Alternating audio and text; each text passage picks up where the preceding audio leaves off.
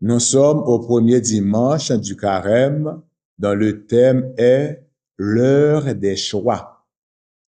L'évangile de ce dimanche nous présente Jésus dans le désert faisant face à 3 tentations du diable.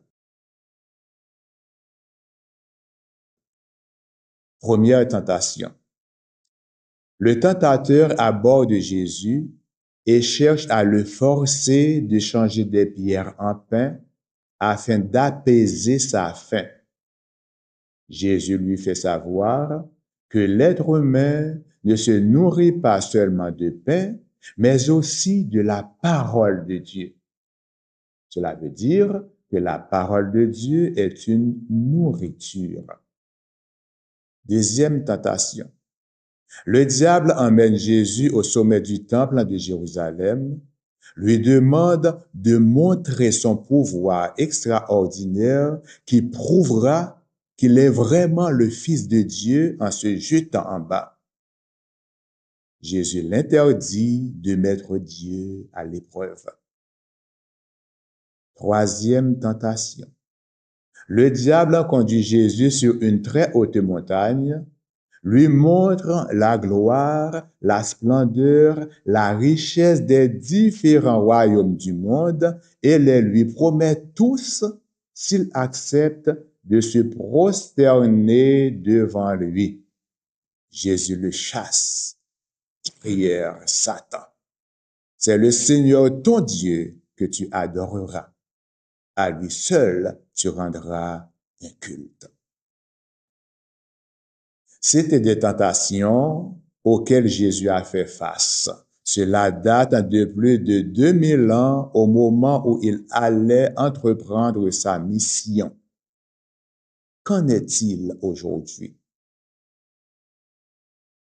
Ces tentations sont toujours actuelles et peuvent être aussi nos propres tentations. Voyons la première. À l'instar du tentateur qui voulait forcer Jésus à se procurer du pain d'une façon inhabituelle, notre société de consommation nous encourage à tout posséder et nous propose des moyens pour y arriver. Les institutions financières, les commerces n'arrêtent pas de nous offrir des cartes de crédit, cartes de fidélité, cartes cadeaux, qui, selon elles, sont de plus en plus avantageuses et nous permettront de posséder tout ce que nous voulons. Nous faisons partie des privilégiés de la terre. Pourtant, la publicité attise toujours en nous le désir de possession pour être heureux, heureuse. Si nous ne sommes pas conscientes de cette réalité, nous demeurerons des personnes malheureuses, toujours insatisfaites.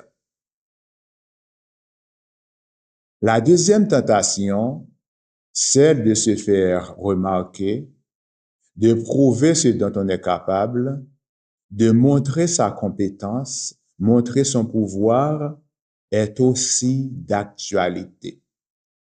Subtilement, le diable nous encourage à aller au-delà de nos limites, au-delà de nos forces. Vas-y, t'es capable. Et nous le croyons.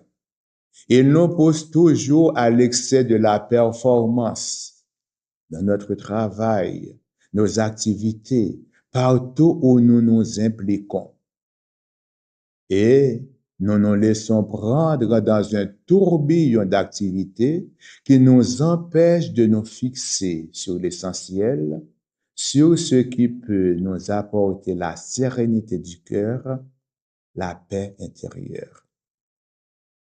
Cela peut arriver même dans notre implication à l'intérieur d'une communauté chrétienne, d'une communauté paroissiale.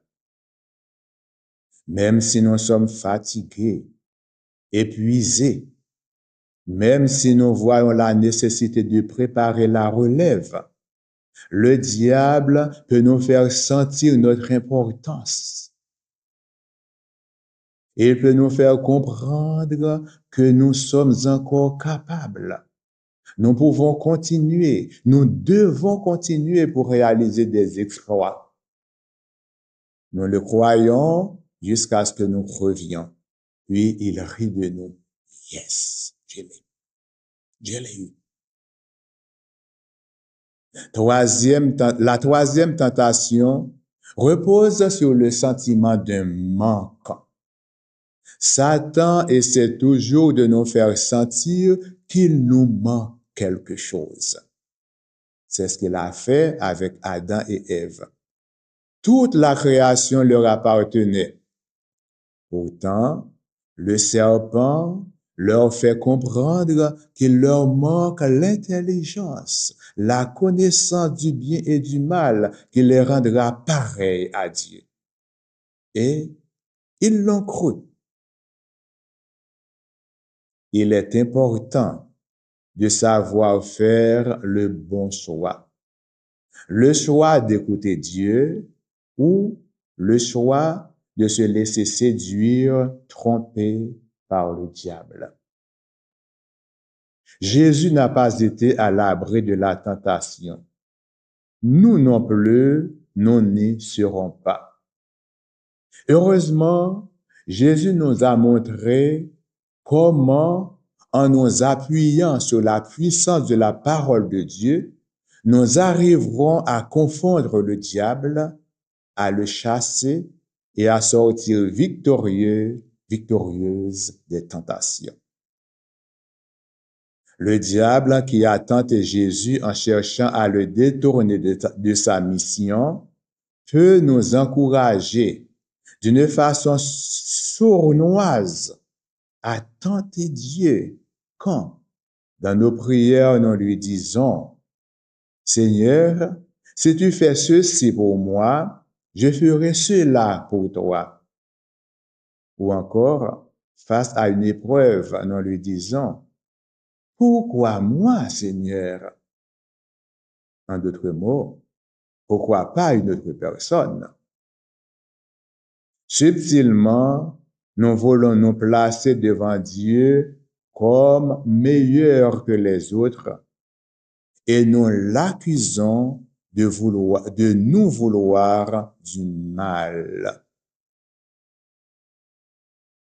Efforçons-nous de suivre Jésus au cours de ce carême, de ne pas faire comme le diable, de ne pas tenter Dieu. Nous sommes à l'heure du choix. Choisir d'écouter Dieu ou d'écouter le diable.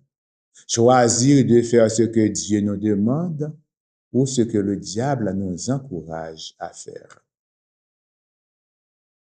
Que le Seigneur nous aide dans notre effort de l'écouter et de mettre en pratique sa parole. Et qu'il vous bénisse, lui qui est Père, Fils et Esprit Saint. Amen. Bon dimanche de carême. Nous vous donnons rendez-vous la semaine prochaine. Nous méditerons le thème « Écouter, faire confiance, persévérer ».